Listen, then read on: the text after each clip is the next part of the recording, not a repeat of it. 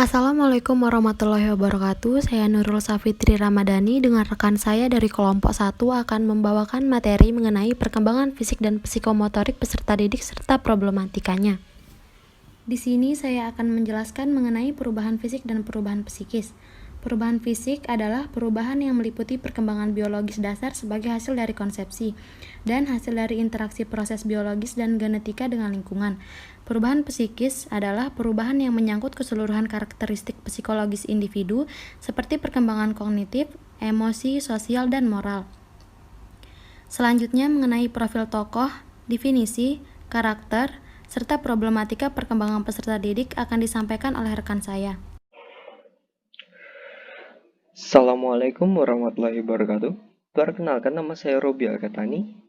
Di sini saya ingin mempresentasikan hasil pekerjaan saya tentang profil tokoh perkembangan fisik dan psikomotorik peserta didik. Ya, bisa kita lihat di kiri sisi layar ada profil tokoh perkembangan fisik dan psikomotorik peserta didik, yaitu Profesor Sumadi Suryabrata. Dan yang di sebelah kanannya ada deskripsi tentang beliau. Ya, langsung saja.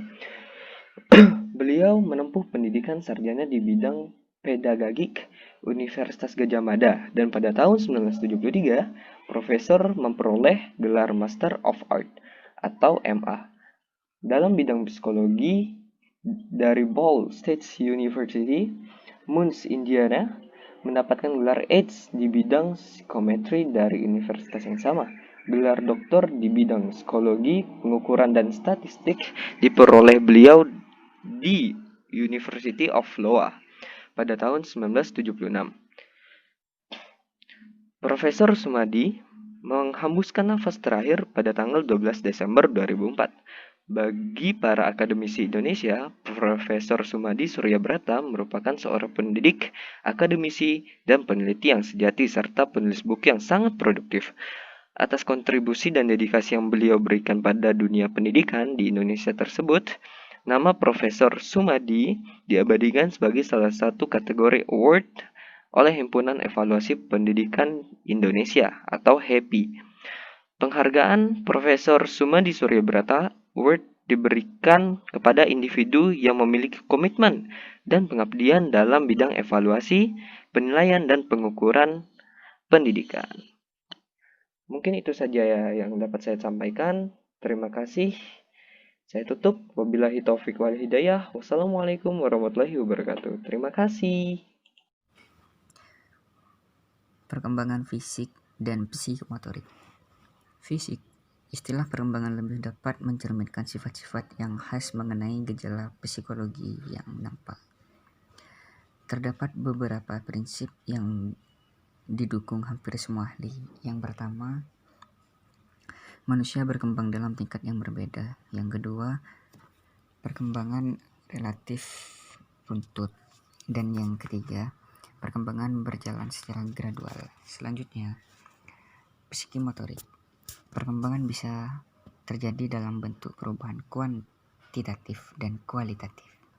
Perubahan kuantitatif adalah perubahan yang bisa diukur, sedangkan perubahan kualitatif adalah perubahan kualitatif adalah perubahan dalam bentuk semakin baik, semakin lancar, dan sebagainya, yang pada dasarnya bisa diukur. Saya akan menjelaskan tentang perkembangan fisik dan psikomotorik pada anak. Yang pertama adalah karakteristik. Karakteristik merupakan sifat dari seseorang. Baik tidaknya sifat seseorang biasanya tergantung dari gen atau didikan dari orang tua. Nah, anak memiliki keunikan sendiri. Anak juga memiliki potensinya sendiri. Nah, tugas sebagai orang tua harus mengerti atau mengetahui potensi apa sih sebenarnya yang dimiliki oleh anak sehingga orang tua bisa membantu anaknya untuk mengembangkan potensi yang ada dalam diri anaknya sejak dini. Yang kedua adalah problematika. Problematika biasanya didapat dari tindakan atau peningkatan kualitas kesehatan fisik, tindakan atau peningkatan kualitas kesehatan psikis, tindakan atau peningkatan kualitas kesehatan nutrisi penunjang, dan tindakan atau peningkatan kualitas kesehatan perilaku psikososial anak. Selanjutnya adalah perkembangan fisik dan psikomotorik pada remaja yang akan dijelaskan oleh rekan saya. Perkembangan fisik dan psikomotorik pada remaja. Karakteristik. Menurut Harlock 1990, pada masa remaja, individu sudah mencapai transisi perkembangan yang lebih mendekati masa dewasa. Menurut Hal Sarwono 2011, masa remaja merupakan masa sturm und drang atau topan dan badai. Masa penuh emosi dan ada kalanya emosinya meledak-ledak yang muncul karena adanya pertentangan nilai-nilai. Menurut Crowley 2011, menyatakan bahwa perubahan sosial yang penting pada masa remaja mencakup meningkatnya pengaruh teman sebaya atau peer group. Problematika, kecanggungan bergaul antar remaja bahkan dengan orang dewasa sekalipun. Self-rejection karena self-image tidak sesuai dengan self-reality. Pada masa remaja, kadang-kadang self-image terlalu tinggi atau jauh dari self-reality. Gejala emosional seperti rasa malu ketika menstruasi, pemuasan biologis yang tidak tepat. Perkembangan fisik dan psikomotorik pada dewasa. Periode pada masa dewasa terdiri dari 3 tahap perkembangan utama, antara lain dewasa muda, dewasa tengah, dan dewasa tua. 1. Dewasa muda. Karakteristik dewasa muda. Mayoritas individu di tahap ini dapat menguasai jika mereka begitu menginginkannya hampir semua keterampilan psikomotorik yang mereka lakukan untuk pencapaian. Kapasitas kognitif dewasa muda sepenuhnya berkembang, tetapi dengan kematangan, mereka terus mengakumulasikan pengetahuan dan sumber keterampilan dari berbagai sumber pengalaman formal dan informal. Problematika. Pengalaman baru dan banyaknya keputusan yang harus mereka buat mengenai pilihan karir, perkawinan, menjadi orang tua, dan pendidikan tinggi cukup membuat stres. 2. Dewasa tengah. Karakteristik dewasa tengah. Semua perubahan fisik ini berdampak pada kemampuan mereka untuk belajar tentang promosi kesehatan, pencegahan penyakit, dan pemeliharaan kesehatan. Problematika. Banyaknya kesalahpahaman berhubungan dengan perubahan fisik menjadi hal yang biasa. 3.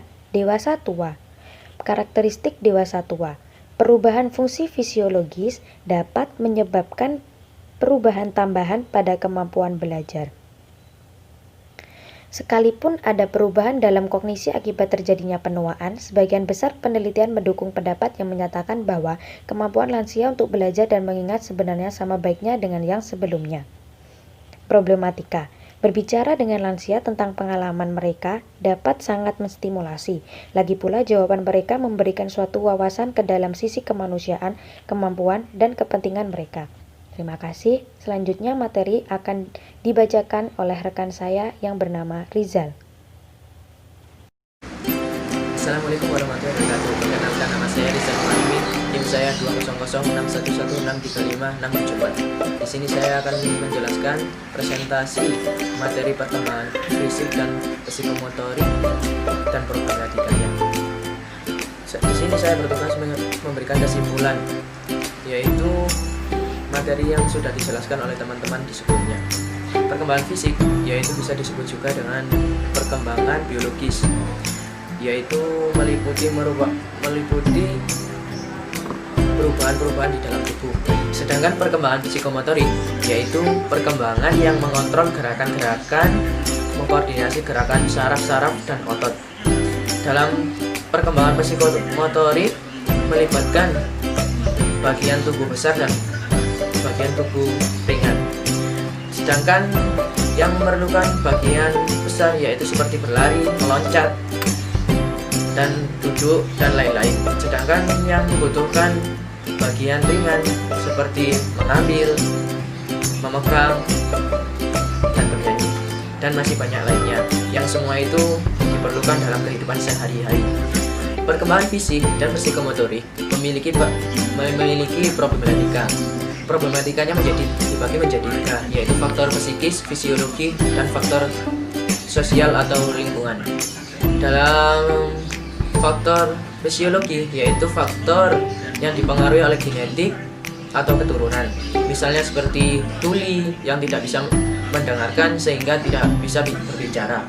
Sedangkan faktor psikis yaitu keadaan psikologi seseorang yang tidak stabil. Misalnya anak yang masalah emosinya tinggi. Dan sedangkan untuk faktor lingkungan yaitu menjadi stimulasi atau rangsangan terhadap seseorang untuk merangsang psikologi seseorang. Contohnya anak yang ditekan oleh orang tuanya untuk menjadi atau seperti disuruh begini dan begini yang tidak sesuai dengan kemampuannya atau passionnya. Terima kasih, kesimpulan dari saya. Mohon maaf bila ada kekurangan dan kesalahan. Wassalamualaikum warahmatullahi wabarakatuh.